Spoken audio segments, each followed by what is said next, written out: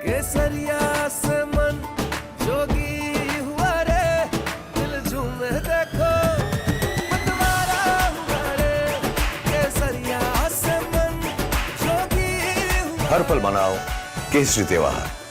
विमल, बोलो जुबान केसरी।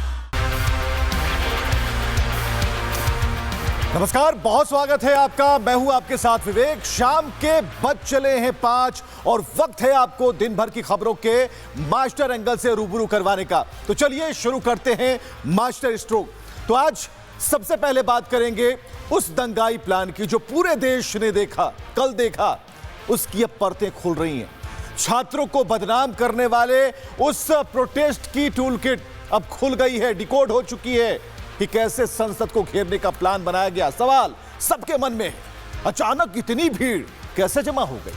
पुलिस वालों को पीटने के ऑर्डर किसने दिए? शांतिपूर्ण प्रदर्शन का राग अलाप रहे सीजेपी के लोग हिंसक क्यों हो गए? हर एक सवाल का जवाब आपको देंगे और इसके पीछे साजिश का पर्दाफाश भी करेंगे सबूतों के साथ। इसके अलावा बेनकाब होते पाकिस्तान की असलियत भी आपको दिखाएंगे। मुनीर अपनी जिस फौज की डींगे हाँकता है उसकी औकात क्या है, खुद वहां के मौलाना बता रहे हैं। पाकिस्तानी नेता और मौलाना फजलुर रहमान ने तो करगिल से लेकर अब तक पाकिस्तानी फौज की नाकामी का पूरा ही रजिस्टर खोल कर रख दिया। और फिर आपको भारत के कुछ मौलानाओं से मिलवाएंगे जो नमाज के लिए तो पूरी सड़क चाहते हैं, लेकिन यूपी में निकलने वाली कांवड़ यात्रा से उन्हें एलर्जी है। AIMIM के यूपी अध्यक्ष की हसरत आपको सुनवाने वाले हैं और यह भी बताएंगे कि ट्रंप ईरान को जीतने की जो हसरत पाल कर बैठे हैं उसका क्या हुआ। इस जंग में ट्रंप ने दुनिया से एक बहुत बड़ी बात छिपा कर रखी थी जो एक रिपोर्ट के लीक होते ही सबके सामने आ गई। लेकिन सबसे पहले बात करेंगे उस टूल किट की जो बेपर्दा हो चुकी है। चलिए, टूल किट, जी हां टूल किट। कल जो हुआ उसने सीजेपी के शांति दूतों का जो मुखौटा था उसे उतार दिया है। उसके पीछे की जो हिंसक सोच थी उसकी तस्वीरें सबके सामने हैं। दिल्ली में जो कल हुआ कोई संयोग नहीं था, सोचा समझा प्रयोग था। सब कुछ प्री प्लान। क्या होगा, कहां होगा, किसे पीटना है, क्या सफाई देनी है, कैमरों के सामने क्या कहना है, कैमरे किन के होंगे, नैरेटिव क्या गढ़ना है, सब कुछ। और सब कुछ यानी सब कुछ दिल्ली को दंगे की दलदल में घसीटने की जो साजिश थी, बहुत ही जिम्मेदारी के साथ ये बात हम कहना चाह रहे हैं कि जो कुछ भी हुआ उसे पूरी दुनिया ने देखा, भारत ने देखा। और एक नहीं, ये 5 सबूत आप देख पा रहे हैं।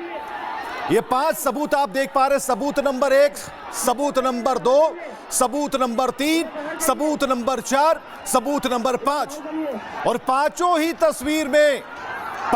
तस्वीर में पुलिस पर हमले, पुलिस पर पत्थरबाजी, जो सरकारी संपत्तियां हैं उन पर हमले और किस तरीके से निशाना बनाया गया।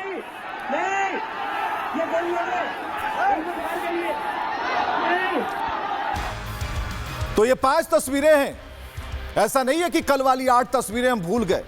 ये 8 के बाद छनकर 5 आई हैं और आज 50 और आ गई। लेकिन उससे जुड़ी हुई एक रिपोर्ट आपको दिखाते हैं कि कल और आज का फर्क क्या है, अंतर क्या है और जिस टूलकिट की चर्चा चल रही है आखिर उसके पीछे क्या है। देखिए,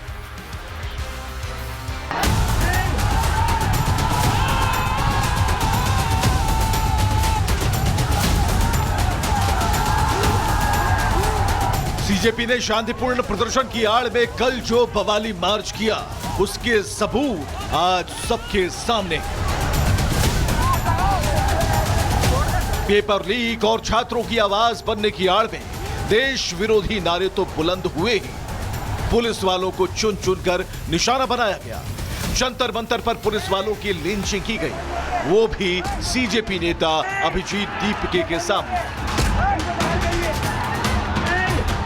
ये कोई संयोग नहीं था, ये सोची समझी साजिश थी और ये बात हम बेहद जिम्मेदारी से कह रहे हैं। आपको एक एक सबूत दिखाने जा रहे हैं। कल के प्रदर्शन का एक वीडियो देखिए जहां भीड़ में कुछ लोग प्रदर्शनकारियों को उकसाते दिखे।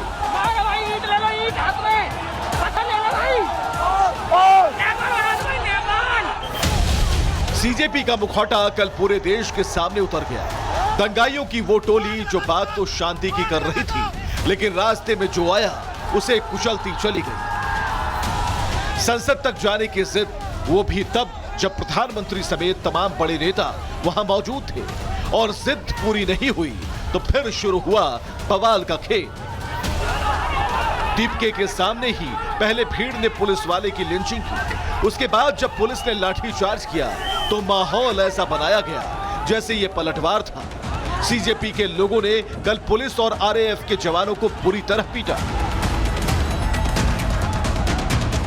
पुलिस वालों के चेहरे वर्दी खून से लथपथ हो गए। दिल्ली पुलिस के मुताबिक अब तक special commissioner, joint commissioner, additional commissioner, DCP, additional DCP, ACP, 115 से ज्यादा पुलिसकर्मी, कई महिला पुलिसकर्मी और 60 से ज्यादा प्रदर्शनकारी घायल बताए जा रहे हैं। लेकिन जिस तरीके से पुलिस वालों को निशाना बनाया गया, उसके सबूत अब एक एक कर सामने आ रहे हैं।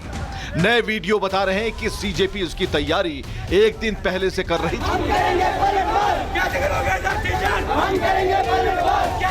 19 जुलाई की रात को ही जंतर मंतर में मौजूद लोगों के दिमाग में यह तोड़फोड़ का बीज बोया जा चुका था। इस घटना के बाद एक्शन का दौर तेज हो गया। अब तक दंगाइयों के खिलाफ दिल्ली पुलिस 4 एफआईआर दर्ज कर चुकी है। 2 और एफआईआर दर्ज करने की प्रक्रिया जारी है। बिना अनुमति ड्रोन उड़ाने के मामले में एफआईआर दर्ज की गई। हिंसा की साजिश रचने के आरोप में एफआईआर दर्ज की गई। पुलिस को जांच में कई अहम सबूत मिले हैं। सरकारी काम में बाधा डालने पर 2 एफआईआर दर्ज की गई। सरकारी संपत्ति को नुकसान पहुंचाने पर एफआईआर दर्ज की गई है। पुलिस कर्मियों के साथ मारपीट से जुड़ा हुआ यह मामला है, जिसमें बीएनएस की अलग अलग धाराओं में मामला दर्ज किया गया है। क्योंकि सीजेपी के दंगाई पुलिस को घेर कर मार रहे थे, दर्जनों पुलिस वाले घायल हैं, कई तो अस्पताल में भर्ती हैं। फुल प्रूफ प्लानिंग से आए ये लोग क्या सोचते हैं वो भी सुनवाते हैं आपको। पुलिस जनता की नौकर है, पुलिस जनता की नौकर है, पुलिस जनता की नौकर है। हद तो ये रही कि प्रदर्शनकारियों ने न सिर्फ पुलिस को पीटा बल्कि उनकी जैकेट और शील्ड तक छीन ली।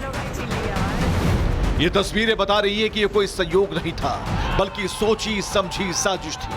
बस इंतजार इस बात का था कि पुलिस पहले एक्शन ले, ताकि बाद में इसे जस्टिफाई किया जा सके।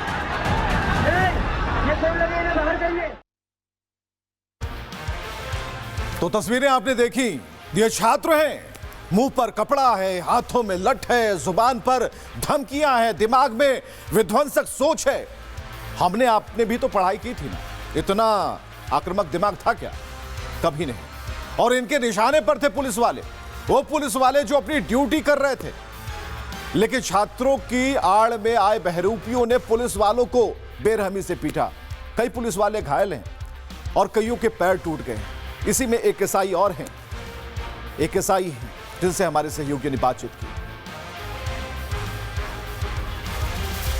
तकरीबन उस टाइम वहाँ पर स्टेट बैंक ऑफ इंडिया के सामने तकरीबन 8 से 10 हज़ार आदमियों की भीड़ थी। आप लोगों को क्या घेर लिया था उस मॉब ने, उस भीड़ ने? उस टाइम मैंने सबको निकाल दिया। लास्ट में मैंने अपने डीसीपी साहब और डीसीपी सेंटर सचिन शर्मा, रोहित राजवीर दोनों को निकाल दिया और मैं अकेला वहाँ फंस गया। और जिसने पब्लिक ने मुझे अच्छी तरह लिंचिंग की और मेरे साथ बदतमीजी करी और मैं मारपीट करी। फ्रैक्चर आया है आपके? फ्रैक्चर आया और मेरे हाथ में भी चोटें आई हैं। क्या वो भीड़ आपको घेर लिए थे, आपके साथ अभद्रता कर रहे थे, गाली गलौज भी चल रही थी वहाँ पर? गाली गलौज, कमेंट्स, मारपीट सभी उन्होंने मेरे साथ ऐसा किया कि जिसकी मैं इमेजिंग नहीं कर सकता। ऐसा क्यों कर रहे थे? क्योंकि आप यूनिफॉर्म में थे। वो क्या चाह रहे थे कि आप उनके पास ना जाएं? वो ज़बरदस्ती यूनिफॉर्म वाले लोगों को ही टारगेट कर रहे थे। वो they are specially target the police person. तो आपने देखा किस तरीके से पुलिस पिटी, हाथ पर सब तोड़ दिए गए। और इसलिए क्योंकि शांति की बात करने वाले लोग, इन प्रदर्शनकारियों ने नियम कायदों की सारी हदें पार कर दी। आपको दिखा रहे तस्वीरें, दिल्ली पुलिस के जवान हैं जो दिन रात खड़े रहते हैं सावधान मुद्रा में, आप सेफ रहे, हम सेफ रहे। फिर बुरी तरह पीटने का औचित्य क्या था? जान लेने पर आमादा थी भीड़। और यही हाल जंतर मंतर में हुआ। सीजेपी नेता अभिजीत दीपके के सामने ही पुलिस वाले की लिंचिंग कर दी गई। जंतर मंतर में आरएएफ की टीम को लीड कर रही असिस्टेंट कमांडेंट सोनिया सहरावत ने दावा तक किया कि जंतर मंतर में जुटी भीड़ में ज्यादातर लोग छात्र थे ही नहीं। ये भी देखिए। मैम आपकी तबीयत ठीक है? सबसे पहले मैंने आपकी फ़ोटोज़ देखी, फ्रैक्चर है शायद आपके हाथ में। हाँ सर। मैम कुछ बता पाएंगे कल किस तरीके से हुआ? क्या आउटसाइडर से, क्योंकि आप लीड कर रही थी जंतर मंतर पर रैपिड एक्शन फोर्स को। Yes sir. क्या हुआ था मैम? कैसे मॉब इकट्ठा हुआ? मॉब हमने सुबह जब वहाँ पर चार्ज किया, हमने जब अपना लाइन ऑफ डिफेंस वहाँ पर लगाया था कि आप यहाँ से आगे नहीं जा सकते, आप संसद की तरफ कूच नहीं कर सकते, आपका ये मजमा इलीगल है जी। और इसको हमने उनको वार्निंग भी दिया। बहुत सारे लोग थे, काफी लोग जुड़ रहे थे बारी पर, अलग अलग डायरेक्शन से आके। हमने वो किसी को रोका नहीं, प्रोटेस्ट करने से हमने किसी को नहीं रोका, सबको आने दिया। पुलिस ने सभी को परमिशन दिया प्रोटेस्ट ज्वाइन करने के लिए, एक भी सिंगल बंदे को नहीं रोका गया जी। पर अपील की गई कि आप लोग इसको सिर्फ शांति पूर्वक ही इसको करें और यही करें जी। आपको आगे जाने की अभी अनुमति नहीं मिली है। पुलिस, दिल्ली पुलिस ने आपको अनुमति नहीं दी है, परमिशन इज नॉट ग्रांटेड जी। लेकिन वो लोग आगे बढ़ने को हाथ उठते और बैरिकेडिंग भी तोड़ने को तैयार थे और बहस कर रहे थे, प्रोवोक कर रहे थे उस चीज के लिए, और लाइन ऑफ डिफेंस क्रॉस करने की कोशिश करने में ही उनके ऊपर कार्रवाई की गई, उनको खदेड़ा गया पीछे की तरफ। ओके। जिसमें स्टैम्पेड हुआ और कुछ लोगों को उधर से भी चोटें आई, हमें भी चोटें आई। तो आपने सुना कि किस तरीके से पुलिस को उकसाने की कोशिश की गई। पुलिस पहले प्रहार करे, उसके बाद जवाबी कार्रवाई की जाएगी, जस्टिफिकेशन होगा, और इसी बात की तैयारी थी। ये तस्वीरें आप देख पा रहे हैं और इन तस्वीरों को दिखाने का मतलब और मायने यही है कि आज की जो युवा पीढ़ी है वो देखे इन चीजों को, महसूस करे और जाने कि आखिर जो लोग प्रोटेस्ट के नाम पर ये सब कुछ करते हैं, आखिर उनका जो मानसिक दिवालियापन है उसका लेवल क्या है। आप रिपोर्ट देखिए।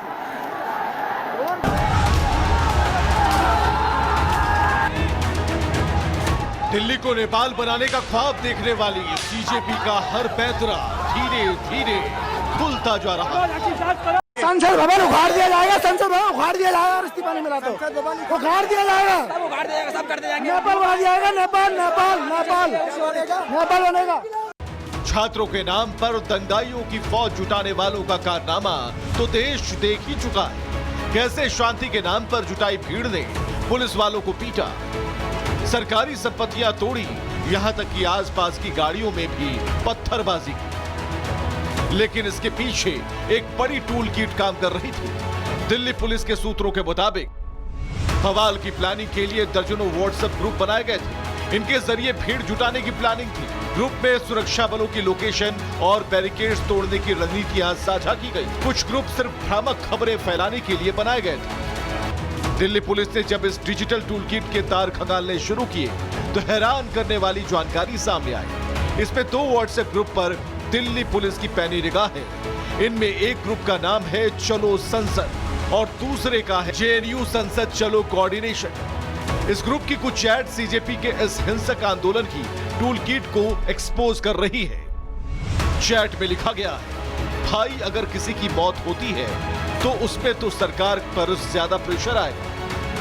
चैट नंबर 2 एक फॉरवर्डेड मैसेज में लिखा गया था, लाल सलाम, कल मोदी सरकार का लास्ट डे होगा। तीसरी चैट पर भी नजर डालिए, जिसमें एक शख्स लिखता है, देखो यार जो जान देने तक को तैयार, वो ये सुन लो कि कम से कम तुम्हारा एहसान तो रहेगा आने वाली पीढ़ियों पर, आने वाले बच्चों पर। वो सुनेंगे कि मेरा भाई उस प्रोटेस्ट में मारा गया, उस लड़ाई में मारा गया, याद किए जाओगे, बहुत अच्छा लग रहा है। ये देखकर वो जान तक देने को तैयार है भाई लोग। इसके अलावा प्रदर्शनकारियों को बाकायदा प्लानिंग के तहत आगे बढ़ने के निर्देश दिए जा रहे थे। ग्रुप चैट में अंजलि नाम की लड़की फोन नेटवर्क जैमर लगे होने पर डायर और बिट चैट नाम के ऐप के बारे में बताते हुए कहती है कि इनसे आपस में कनेक्शन ब्लूटूथ के जरिए बना रहता है।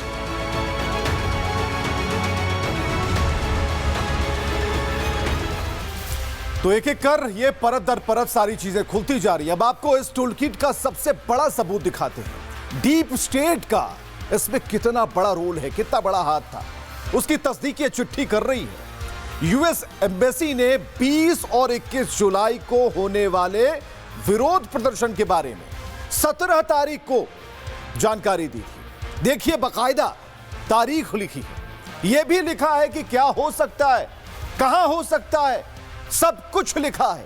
और यह एडवाइजरी अमेरिका ने दिल्ली में काम कर रहे अमेरिकी नागरिकों के लिए जारी की थी। सवाल यह नहीं कि किसने किसके लिए कहां के लिए जानकारी दी, सवाल है अमेरिका के पास यह जानकारी कैसे पहुंच गई। इस प्रदर्शन की शुरुआत करने से पहले अभिजीत दीपके यूएस में था। क्रोनोलॉजी समझिएगा, दीपके यूएस से आते हैं, प्रदर्शन शुरू होता है, भीड़ जुटनी शुरू होती है, हिंसक प्रदर्शन शुरू होते हैं। और ऐसा ही हमने नेपाल में देखा था, बांग्लादेश में देखा था, और अब यही दिल्ली में दोहराने की एक नाकाम कोशिश थी। और यह सब किया जा रहा था, सब कुछ किया जा रहा था उन छात्रों के नाम पर जिन्हें खुद ही नहीं पता हो क्या रहा। देश के कई हिस्सों से इस उम्मीद से आए थे ये बच्चे, छात्र, कि उनकी आवाज उठाई जाएगी, लेकिन कैसे इसे हाईजैक किया गया। सीजेपी के एक पूर्व सदस्य की बात आपको सुनवाते हैं, देखिए क्या कह रहे हैं। धोखा हुआ, सच्चा धोखा हुआ है।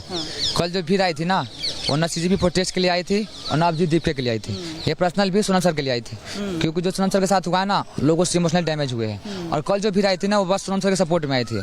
और जो कल उनके साथ धोखा हुआ है ना, बहुत बड़ा धोखा हुआ है। आप खुद समझ सकते हो, जब आप प्रोटेस्ट को लीड कर रहे थे तो आपको आगे होना चाहिए था।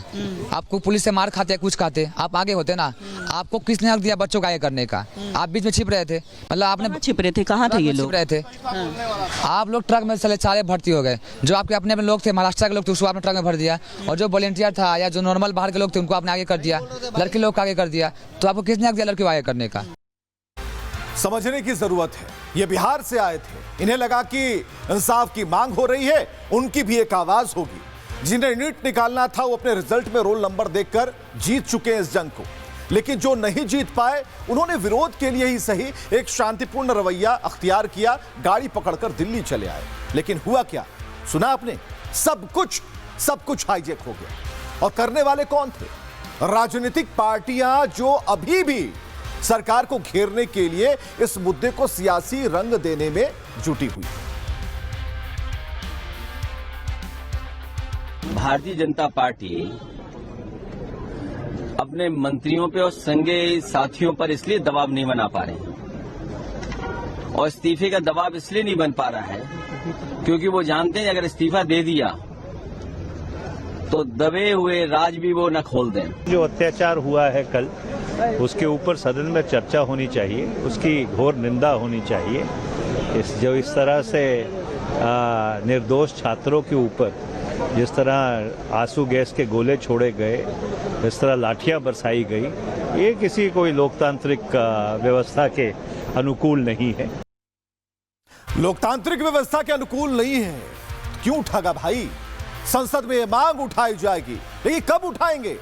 संसद चलने देंगे आप, तब तो उठाएंगे। मॉनसून सत्र का दूसरा दिन है आज, और इन 48 घंटों में एक सिटिंग में संसद 48 मिनट भी यह सदन नहीं चल पाया। ना लोकसभा ना राज्यसभा। इतना हंगामा हो रहा है कि स्पीकर को सदन स्थगित करने पड़ रहे हैं। विपक्ष बातें तो खूब कर रहा है, मांग उठाएंगे, कहां उठाएंगे? सदन में उठाएंगे, चलने देंगे तब तो। सवालों के जवाब देने होंगे, लेकिन जवाब तो तब मिलेंगे ना जब संसद चलेगी। वो तो हंगामे की भेंट चढ़ी जा रही है आपके द्वारा, नहीं चलने देंगे। और इसमें घाटा किसका हो रहा है पता है? आपका, हमारा। सिर्फ इसलिए नहीं कि सवाल जनता के हैं, पूछे जाने चाहिए, बल्कि आर्थिक नुकसान भी है। 9 घंटे का सेशन होता है, तय समय है, मॉनसून सत्र का बिल्कुल बंटाधार हो चुका है, हंगामा रुक ही नहीं रहा है। देखिए क्या नुकसान हुआ आपका।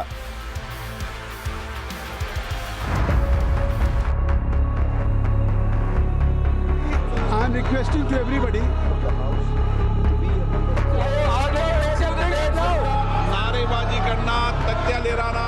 लेकिन क्या आपको पता है कि सत्र के दौरान सदन का एक एक सेकेंड कितना कीमती है? कितनी बड़ी रकम खर्च होती है, प्रति सेकंड, प्रति मिनट, प्रति घंटे, करोड़ों में इसका हिसाब होता है। लेकिन विपक्ष को फर्क क्या पड़ता है? जनता का पैसा डूबे तो डूबे। भारतीय संसद, लोकसभा या फिर राज्यसभा, दोनों की एक दिन यानी 6 घंटे की कार्यवाही चलाने का अनुमानित खर्चा लगभग 9 करोड़ आता है। प्रति मिनट लगभग 2.5 लाख रुपए, प्रति घंटा लगभग 1.5 करोड़ रुपए, एक दिन पूरा यानी 6 घंटे की वर्किंग लगभग 9 करोड़ रुपए। यह खर्च देश के टैक्स पेयर्स मतलब करदाताओं के पैसे से आता है। मतलब आपके और हमारे खर्चे से चल रही इस संसद को बार बार स्थगित कर दिया जा रहा है, क्योंकि विपक्ष का हंगामा बंद ही नहीं हो रहा। टैक्स पेयर के पैसे से सिर्फ संसद नहीं चलती, बल्कि सांसदों के वेतन और भत्ते भी होते हैं। दोनों सदनों के सभी सांसदों की सैलरी, निर्वाचन क्षेत्र भत्ता, ऑफिस खर्च और सत्र के दौरान मिलने वाला दैनिक भत्ता। इसके अलावा यात्रा और आवास, सांसदों को मिलने वाले हवाई, रेल यात्रा पास और दिल्ली में उनके रहने की व्यवस्था। संसद सचिवालय के हजारों प्रशासनिक अधिकारियों, तकनीकी कर्मचारियों और सुरक्षा कर्मियों का वेतन भी इसमें शामिल है। इसके अलावा संसद भवन परिसर की सुरक्षा में तैनात दिल्ली पुलिस, सीआरपीएफ और अन्य सुरक्षा एजेंसियों का खर्चा भी शामिल है। तो वहीं संसद भवन की बिजली, पानी, इंटरनेट, आईटी सिस्टम, सीसीटीवी और केंद्रीय एयर कंडीशनिंग का दैनिक खर्च भी इसी में मिला है। इसके अलावा एक चीज और है, संसद टीवी और डिजिटल चैनलों पर कार्यवाही के सीधे प्रसारण और रिकॉर्डिंग की लागत भी इसी में जुड़ी हुई है। यानी हर खर्चा मौजूद है।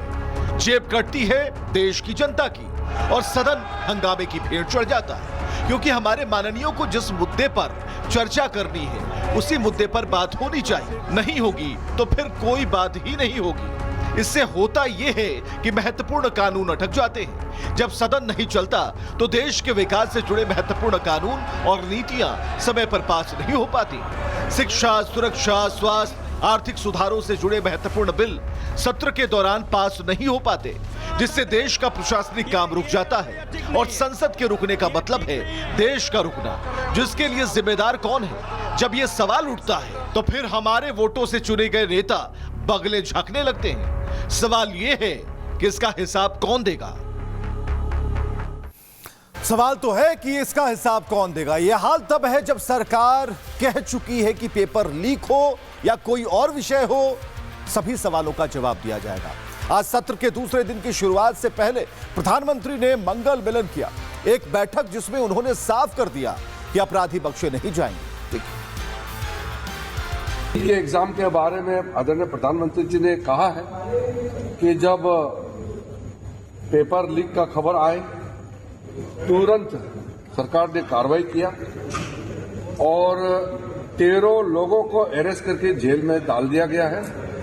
और साथ साथ जो छात्र हैं, स्टूडेंट्स हैं, उनका भविष्य को नुकसान ना हो इसलिए री एग्जामिनेशन नीट का प्राथमिकता दिया गया और री एग्जामिनेशन को सक्सेसफुली, सफलतापूर्वक कंडक्ट किया गया। जहां पे सत्र की शुरुआत में ही प्रधानमंत्री जी एनडीए के तमाम सांसदों के साथ ये संवाद साधते हैं और उस वक्त के जो विषय होते हैं उस पर प्रधानमंत्री जी का मार्गदर्शन मिलता है। और उसी तरीके से प्रधानमंत्री जी ने भारत के युवा, जो भारत का भविष्य है, और उनकी उपलब्धियां और उनको सही दिशा में उनका मार्गदर्शन होता रहे, इन तमाम विषयों पर उन्होंने चर्चा की।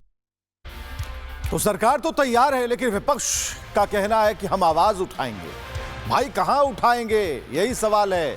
सत्र चलने दीजिए, आवाज उठा लीजिएगा, प्रश्न पूछ लीजिएगा। सरकार तैयार है, लेकिन आपको नहीं सुनना है। आपने कसम खा रखी है। और विपक्ष का यह चेहरा जिसमें हमारी और आपकी आमदनी हवा हो जाती है। लेकिन इसके बावजूद मल्लिकार्जुन खड़गे के साथ कांग्रेस के कई नेता पीएम आवास के पास धरना प्रदर्शन कर रहे हैं।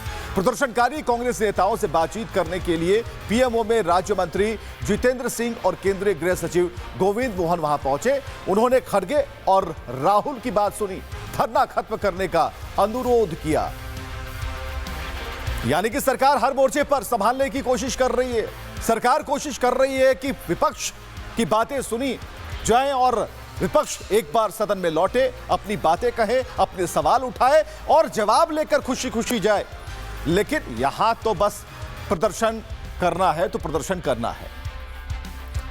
तो ये तस्वीरें बता रही हैं कि सरकार, चाहे वो जेपी नड्डा हो, जितेंद्र सिंह हो, हर मोर्चे पर बातचीत जारी है और कोशिश यही है कि सदन को सही तरीके से चलाया जाए और जो भी प्रश्न हैं वो सदन के पटल पर रखे जाए, विपक्ष मजबूती से उठाए और पूरा और खुला आमंत्रण सरकार की तरफ से है कि आप आए और अपने सवाल लेकर आए।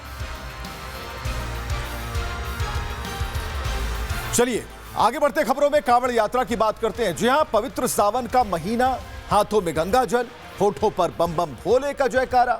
लेकिन इस पावन आस्था पर भी मजहबी सियासत शुरू हो गई। जहां लाखों श्रद्धालु कांवड़ यात्रा की तैयारी कर रहे हैं, वहीं शौकत के एक जहरीले बयान ने माहौल को गर्मा दिया। आस्था के इस महापर्व को सियासी और मजहबी रंग देने की कोशिश की जा रही है। ये जरा देखिए। तो कांवड़ यात्रा तो मंगल आयोजन और कुल मिलाकर हम आपको बताएं कि किस तरीके से कांवड़ यात्रा सुचारू चले, बढ़िया तरीके से चले। लेकिन एक बयान इसमें सब कुछ खत्म करता है। तो एक तरफ पूरा देश शिव भक्ति में डूबने को तैयार है। सावन का महीना शुरू होने में और शिव भक्ति में डूबने को तैयार है। लेकिन सनातनी जो लोग हैं पूरे उत्साह के साथ अपने पवित्र कांवड़ यात्रा की तैयारियों में जुटे हैं। लेकिन दूसरी तरफ सावन शुरू होने से पहले इस पर सियासत का रंग चढ़ने लगा। एआईएमआईएम नेता शौकत अली ने कांवड़ यात्रा को लेकर ऐसा विवादित बयान दिया जिसने बवाल मचा दिया। सवाल यह है कि आखिर इन्हें सनातन से इतनी एलर्जी क्यों है? तो सरकार लगातार कांवड़ यात्रा को सफल बनाने के लिए प्रशासनिक इंतजामों को पुख्ता करने में जुटी है। इधर एआईएमआईएम ने इस कांवड़ यात्रा पर ही सवाल खड़े कर दिए। शौकत अली ने कांवड़ यात्रा के दौरान सड़कों पर ट्रैफिक बाधित न किए जाने की बात कही। मैं तो मुबारकबाद देता हूं सावन की आप लोगों को, और मुझे उम्मीद है कि इस मर्तबा नेशनल हाईवे को बंद नहीं किया जाएगा। कांवड़ियों के लिए अलग से रास्ता बनाया जाएगा, क्योंकि सड़कें चलने के लिए होती है, ना कि कांवड़ के लिए होती है, ना कि नमाज के लिए होती है। ऐसा मैं नहीं, मुख्यमंत्री जी ने खुद ही कहा है। तो सड़कें अगर चलने के लिए तो सिर्फ उसको चलने के लिए रखा जाए, ना कि नेशनल हाईवे को बंद करके जनता के रास्ते को तंग किया जाए, रूट को डाइवर्ट किया जाए तो परेशानी बढ़ती है। तो कम से कम इसका लिहाज रखना चाहिए और मुझे उम्मीद है कि इस मर्तबा योगी आदित्यनाथ जी इसको जरूर करेंगे। सड़कों को किसी की वजह से जाम नहीं होने देंगे। अगर जो जाम करने की कोशिश करेगा तो मुझे ये भी इस बात का भी यकीन है कि उसका पासपोर्ट जब्त किया जाएगा, उसके ऊपर मुकदमे किए जाएंगे, उसका लाइसेंस भी रद्द किया जाएगा। तो शौकत अली के बयानों से आप समझ गए होंगे कि इन्हें सनातनियों से कितनी दिक्कत है और इसलिए सीएम योगी बार बार आगाह करते हैं, सनातन सुरक्षित है तो हम सब सुरक्षित हैं। अगर सनातन के ऊपर कोई खतरा आएगा तो कोई बच नहीं पाएगा। सुनो। सनातन की सुदृढ़ नींव पर ही हमारा उज्जवल भविष्य निर्भर करेगा।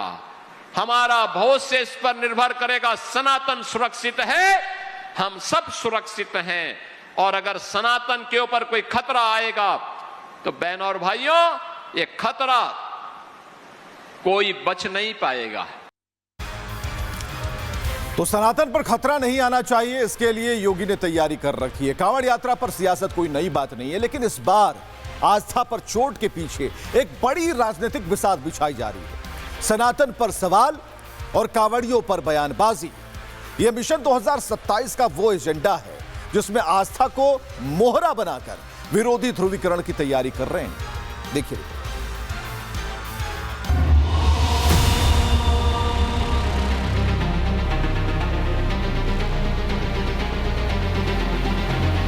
अगर कोई गलत व्यक्ति हमारे बीच में आकर के उपद्रव करने का प्रयास करता है, उड़दंगई करने का प्रयास करता है, पहले ही ऐसे व्यक्ति को कान पकड़ करके बाहर कर देने की आवश्यकता है और कह देने की आवश्यकता है कि अनुशासनहीनता हम नहीं स्वीकार करेंगे।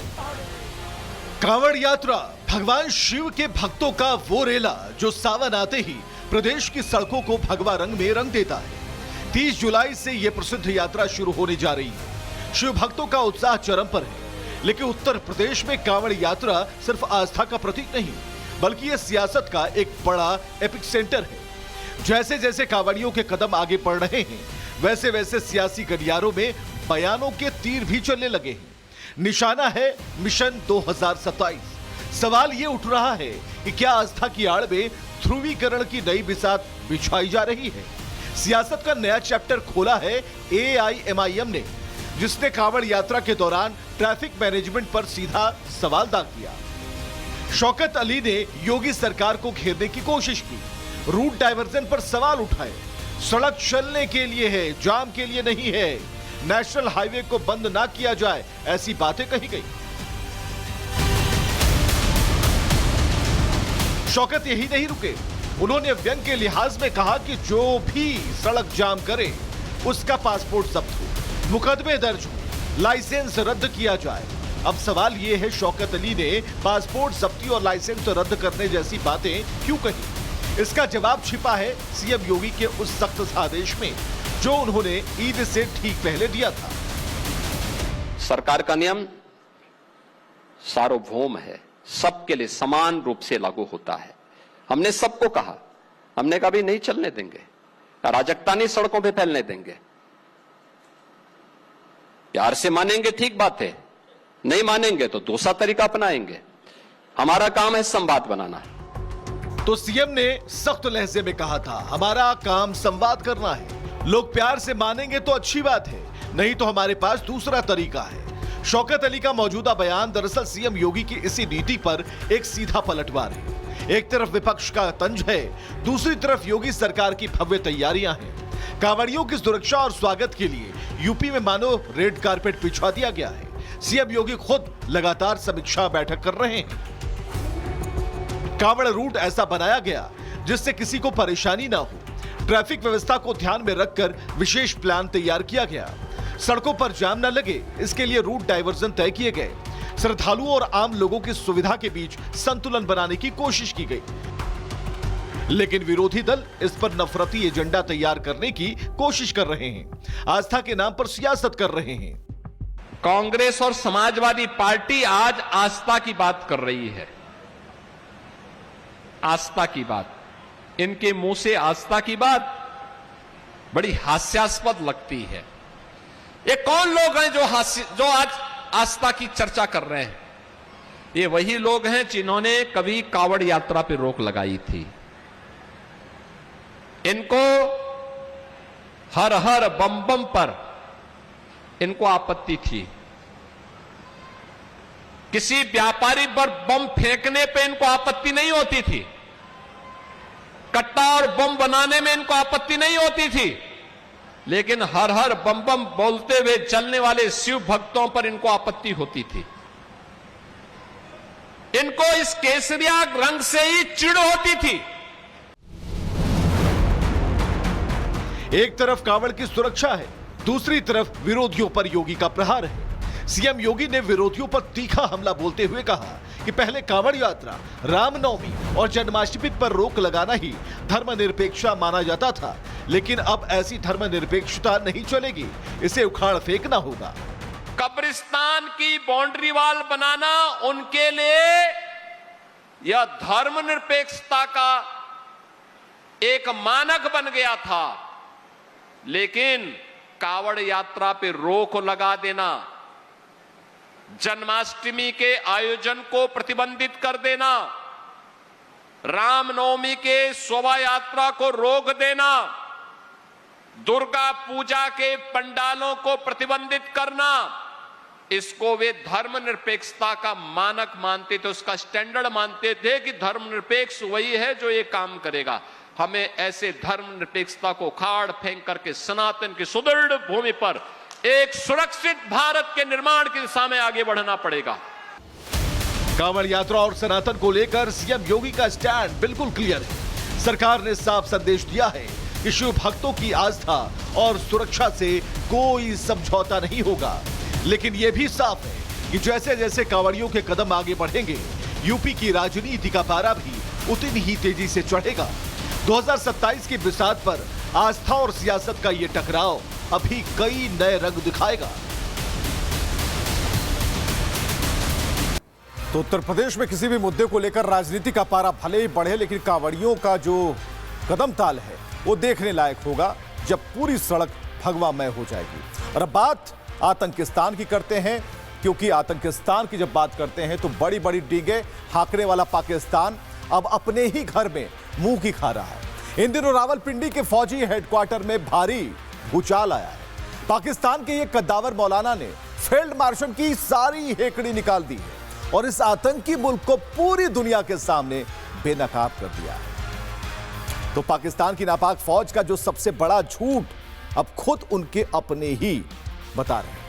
जमीयत उलमाए इस्लाम के मौलाना फजरुल रहमान ने सार्वजनिक मंच से करगिल युद्ध का वो सच बताया है जो दशकों से पाकिस्तानी सेना, पाकिस्तान की सरकार छुपाती आई है। भारी महफिल में पाक फौज को उसकी असली औकात याद दिलाते हुए मौलाना ने साफ कर दिया कि करगिल में कैसे उन्होंने पीठ पीछे खंजर घोंपा, अपने ही मुल्क को अंधेरे में रखा और फिर मुंह की खाई। जिस झूठे नैरेटिव के दम पर पाकिस्तानी सेना सीना तानती थी, आज उसी के घर में उसके झूठ के चीथड़े उड़ रहे हैं। तो कुल मिलाकर एक ऐसा झूठ जो अभी रिपब्लिक भारत बेनकाब करने वाला है। मौलाना फजरुल रहमान की बात कर रहे हैं। रावलपिंडी के सैन्य मुख्यालय की नींव उन्होंने हिला दी है। कैसे, सुनिए। क्या कि तुम्हारे नजर में अपने शहीद की क्या कदर और कीमत है? क्या बता सकते हो? आज तक कौम को तुमने बताया कि कारगिल में आपके कितने जवान शहीद हुए और आपने वहां से कितने शुहदा के जनाजे वसूल किए? जरा बताओ तो सही। तुमने अपने शुहदाओं को हिंदुओं के सपुर्द किया और वहां से एक बयान आया कि हमने इस्लामी तरीके से उनको दफन कर दिया। उनकी तादाद मुख्तलिफ बताई जा रही है, लेकिन है सैकड़ों में।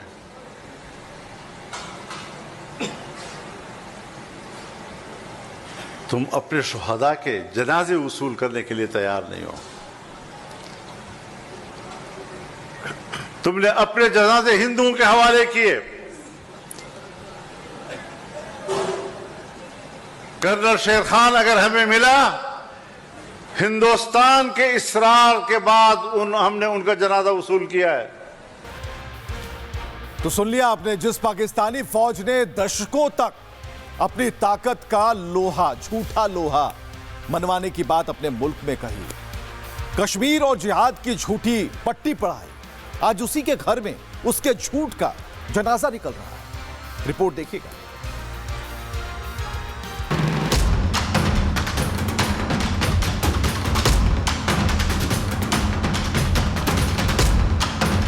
पूरे 27 साल तक पाकिस्तान फौज जिस सफेद झूठ को दुनिया के सामने सीने पर तमगे की तरह सजाकर पेश करती रही, आज उसी के देश में उस झूठ की धज्जियां उड़ गई हैं।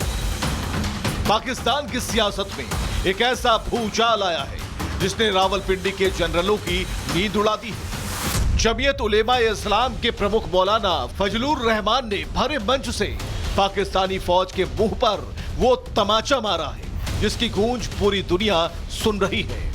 उन्होंने करगिल का वो सच उगल दिया है जिसे सुनकर खुद पाकिस्तानी आवाम शर्म से पानी पानी हुए जा रही है। मैं तुम्हें जानता हूं कि तुम्हारे नजर में अपने शहीद की क्या कदर और कीमत है। क्या बता सकते हो? आज तक कौम को तुमने बताया कि कारगिल में आपके कितने जवान शहीद हुए? क्या कोई देश, क्या कोई फौज अपने ही शहीद जवानों के शवों को पहचानने से इनकार कर सकती है? दुनिया की कोई भी गैरतमंद फौज ऐसा नहीं करेगी, लेकिन पाकिस्तानी फौज ने यही किया था। मौलाना फजलुर रहमान ने सीधे पाकिस्तानी जनरलों की आंखों में आंखें डालकर पूछा, तुम्हारी नजर में अपने शहीद की क्या कद्र और कीमत है? क्या कौम को तुमने बताया कि आपके कितने जवान शहीद हुए? आपने वहां से कितने जनाजे वसूल किए? याद कीजिए 1999 का वो दौर। भारत ने कहा था पाकिस्तानी फौज अपने जवानों की लाशें छोड़कर भाग गई है। तब भारत ने, भारतीय सेना ने अपना बड़ा दिल दिखाया था। जिन पाकिस्तानी जवानों को उनके अपने देश ने लावारिस छोड़ दिया था, उन्हें हमारी भारतीय सेना ने पूरे सम्मान और इस्लामिक रीति रिवाज के साथ सुपुर्दे खाक किया था। मौलाना के इस बयान ने आज भारत के उस स्टैंड पर मुहर लगा दी। मुशर्रफ की शह पर कारगिल की साजिश रची गई। पाकिस्तानी सैनिक घुसपैठिए के वेश में आए। भारतीय सेना ने चोटियों पर पराक्रम दिखाया। दुश्मन को पीछे हटने पर मजबूर होना पड़ा। दुनिया के सामने पाकिस्तान ने पल्ला झाड़ दिया। कहा गया ये हमारे सैनिक नहीं है। उन्हें कश्मीरी मुजाहिदीन बताने की कोशिश हुई। अपने इसी मक्कार झूठ को जिंदा रखने के लिए उन्होंने अपने सैनिकों के शवों को छोड़ दिया। मौलाना फजलुर रहमान ने याद दिलाया कि कैसे कैप्टन कर्नल शेख खान का जनाजा भी पाकिस्तानी फौज लेने को तैयार नहीं थी। कर्नल शेर खान अगर हमें मिला, हिंदुस्तान के इसरार के बाद हमने उनका जनाजा वसूल किया है। अपने शुहदा की तौहीन, उनकी तजलील, उनकी तहकीर जो तुम लोगों ने की है, आप अब अपने जराइम को छुपाने के लिए शुहदा के ओट में छुपने की कोशिश करते हो। तो आज पाकिस्तान हर तरफ घिर चुका है। वहां की फौज आवाम की नजरों में गिर चुकी है।